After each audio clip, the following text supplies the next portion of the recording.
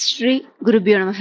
அனைவருக்கும் நமஸ்காரம். தீபாவளி திருநாளில் லக்ஷ்மி குபேர பூஜை செய்வது ஒருவருக்கு லக்ஷ்மி கட்டாட்சத்தை கொடுக்கும். பூஜை செய்வோர் செய்யாதோர் என அனைவரும் பயன்பெற வேண்டி இந்திரன் இயற்றிய குபேர சம்பத்தை அருளும் ஸ்ரீ மகாலட்சுமி ஸ்தோத்திரம் சொல்லலாம். இந்த தீபாவளி திருநாளில் அன்னபூர்ணியை வணங்க குறைவில்லாமல் செல்வம் பெருகும். இந்த நன்னாளில் லக்ஷ்மி குபேர பூஜை செய்வது போல நாம் அன்னபூர்ணியை விரதமிருந்து வணங்க வற்றாத செல்வங்களும் உணவும் கிடைக்கும் என்பது ஐதீகம். காசியில் அன்னபூர்ணி அள்ள அள்ள குறையாத அக்ஷய பாத்திரத்தில் பால் அன்னம் தந்து உலக உயிர்களின் அன்ன தோஷம் என்னும் வறுமை அண்டாதவாறு அருள் புரிகிறாள். தனத்ரயோதசி தொடங்கி தீபாவளி அமாவாசை நாட்களில் காசியில் தங்கமயமாய் காட்சி தரும் அன்னபூர்ணியை தரிசிக்க வாழ்நாள் முழுவதும் அள்ள அள்ள குறையாத அன்னத்தையும் செல்வத்தையும் வழங்கிடுவாள். இந்த தினத்தில் தங்க அன்னபூர்ணியை தரிசிக்கவே பெரும்பாலானோர் காசி யாத்திரை செல்கின்றனர். இன்ப துன்பங்களை அனுபவிப்பது நமது உடல். அந்த உடல் வளர்க்க உணவு தேவை. உணவு மட்டுமே போதும் என்ற திருப்தியை தரக்கூடியது. வயிறு நிரம்பியதும் உள்ளத்திலும் ஒருவித பூரணம் ஏற்படும். அது அன்னத்தால் வந்த பூரணத்துவம். அதை நிறைவாக அருள்வதால் அன்னைக்கு அன்னபூரணி என்ற திருநாமம் ஏற்பட்டது. அவளிடம்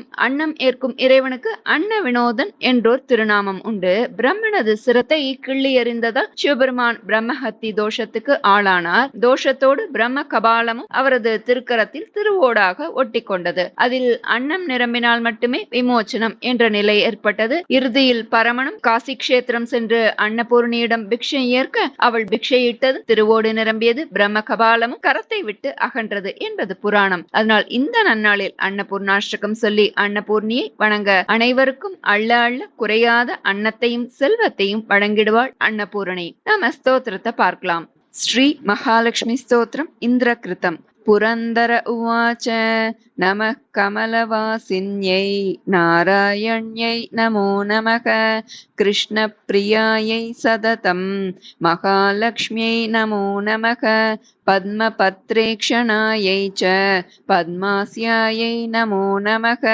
பத்மாசனாயை பத்மின்யை வைஷ்ணவ்யை ச நமோ நமக சர்வசம்பத்ஸ்வரூபிண்யை சர்வாதாத்யை நமோ நமக ஹரிபக்தி பிரதாத்யை ச ஹர்ஷதாத்யை நமோ நமக கிருஷ்ணவக்ஷஸ்திதாயை ச கிருஷ்ணேஷாயை நமோ நமக சந்திரசோபாஸ்வரூபாயை ரத்னபத்யை ச சோபதே சம்பத்யதிஷ்டாத்ருதேவ்யை மகாதேவ்யை நமோ நமக நமோ விருத்திஸ்வரூபாயை விருத்திதாயை நமோ நமக வைகுண்டேயா மகாலக்ஷ்மி யா லக்ஷ்மி க்ஷீரசாகரே ஸ்வர்கலக்ஷ்மீரிந்திரகேஹே ராஜலக்ஷ்மீர்நிருபாலயே கிருஹலக்ஷ்மீश्च கிருஹிணாம் கேஹே ச கிருஹதேவதா சுரபிஸ்ஸாகரே யாதா தக்ஷிணா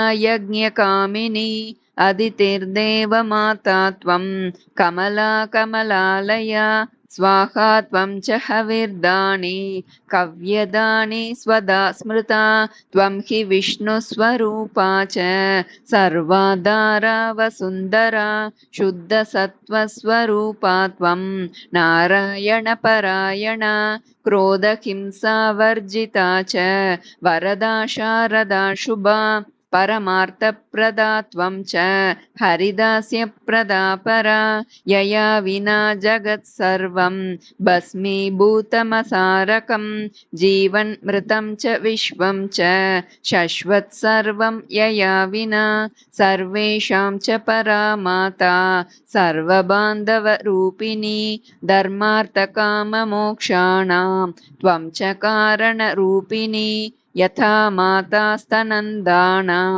शिशूनां शैशवे सदा तथा त्वं सर्वदा माता सर्वेषां सर्वरूपतः मातृहीनस्तनान्तस्तु स च जीवति दैवतः त्वया हीनो जनः कोऽपि न जीवत्येव निश्चितं सुप्रसन्नस्वरूपा त्वं मा प्रसन्ना भवाम्बिके वैरिग्रस्तं च विषयं देहि मह्यं सनातनी अहं यावत् त्वया हीनो बन्धुहीनश्च भिक्षुकः सर्वसम्पद्विहीनश्च तावदेव हरिप्रिये ज्ञानं देहि च धर्मं च सर्वसौभाग्यमीप्सितं प्रभावं च प्रतापं च सर्वाधिकारमेव च जयं पराक्रमं युद्धे परमैश्वर्यमेव च इत्युक्त्वा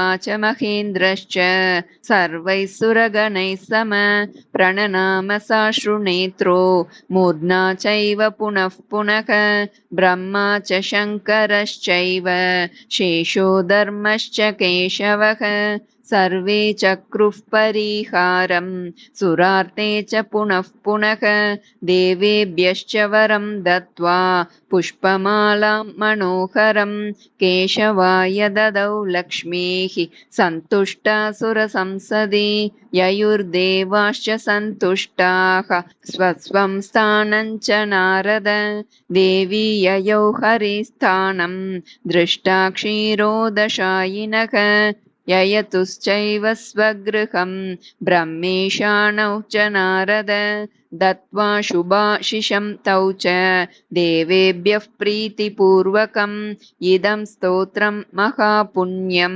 त्रिसन्ध्यं यः पठेन्नरः कुबेरतुल्यः स भवेत् राजराजेश्वरो महान् पञ्चलक्षजपेनैव स्तोत्रसिद्धिर्भवेन्नृणां सिद्धस्तोत्रं यदि पठेन् मासमेकं तु सन्ततं महासुखी च राजेन्द्रो भविष्यति न संशयः इति श्रीमहालक्ष्मीस्तोत्रं सम्पूर्णं श्रीगुरुभ्यो नमः।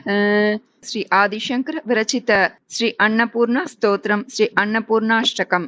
नित्यानन्दकरी वराभयकरी सौन्दर्यरत्नाकरी निर्धूता किल घोरपावनकरी प्रत्यक्षमाहेश्वरी प्रालेयाचलवंशपावनकरी काशीपुराधीश्वरी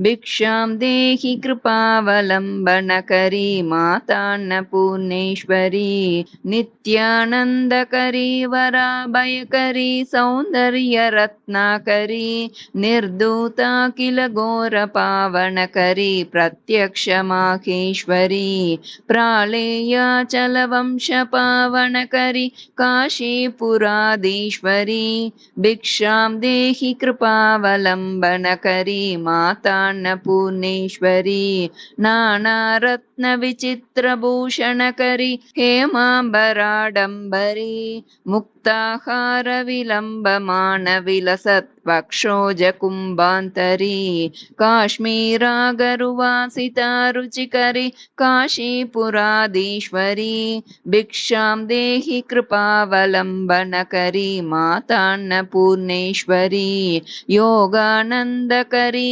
रिपुक्षयकरी धर्मार्थनिष्ठाकरी चन्द्रार्कानलभासमानलहरी त्रैलोक्यरक्षाकरी सर्वैश्वर्यसमस्तवाञ्छितकरी काशीपुराधीश्वरी भिक्षां देहि कृपावलम्बनकरी मातान्नपूर्णेश्वरी कैलासाचलकन्दरालयकरी गौरी उमाशङ्करी कौमारी निगमार्थगोचरकरी ओङ्कारबीजाक्षरी मोक्षद्वारकपाटपाटनकरी काशीपुराधीश्वरी भिक्षां देहि कृपावलम्बनकरी मातान्नपूर्णेश्वरी दृश्यादृश्यविभूतिवाहनकरी ब्रह्माण्डभाण्डोदरी लीलानाटकसूत्रभेदनकरी विज्ञानदीपाङ्कुरी श्रीविश्वेशमनःप्रसादनकरी काशीपुराधीश्वरी भिक्षां देहि कृपावलम्बनकरी मातान्नपूर्णेश्वरी उर्वी सर्वजनेश्वरी भगवती मातान्नपूर्णेश्वरी वेणी नीलसमानकुन्तलधरी नित्यान्नदानेश्वरी साक्षान्मोक्षकरी सदा शुभकरी काशीपुराधीश्वरी भिक्षां देहि कृपावलम्बनकरी मातान्नपूर्णेश्वरी आदिक्षान्तसमस्तवर्णनकरी शम्भोस्त्रिभावाकरी काश्मीरात्रिजलेश्वरी त्रिलहरी नित्याङ्कुरा शर्वरी स्वर्गद्वारकवाटपाटनकरी काशीपुराधीश्वरी भिक्षां देहि कृपावलम्बनकरी मातान्नपूर्णेश्वरी देवी सर्वविचित्ररत्नरचिता दाक्षायणी सुन्दरी वामे स्वादुपयोदरा प्रियकरी सौभाग्यमाहेश्वरी भक्ताभीष्टकरी सदा शुभकरी काशीपुराधीश्वरी भिक्षां देहि कृपावलम्बनकरी मातान्नपूर्णेश्वरी चन्द्रार्कानलकोटिकोटिसदृशा चन्द्रांशुबिम्बाधरी चन्द्रार्काग्निसमानकुण्डलधरी चन्द्रार्कवर्णेश्वरी माला पुस्तकपाशसाङ्कुशधरी काशीपुराधीश्वरी भिक्षां देहि कृपावलम्बनकरी मातान्नपूर्णेश्वरी क्षत्रत्राणकरी महाभयकरी माता कृपासागरी सर्वानन्दकरी सदाशिवकरी विश्वेश्वरी श्रीधरी दक्षाक्रन्दकरी निरामयकरी काशीपुराधीश्वरी भिक्षां देहि कृपावलम्बनकरी मातान्नपूर्णेश्वरी भिक्षां देहि कृपावलम्बनकरी मातान्नपूर्णेश्वरी भिक्षां देहि कृपावलम्बनकरी मातान्नपूर्णेश्वरी अन्नपूर्णे सदा पूर्णे शङ्करप्राणवल्लभे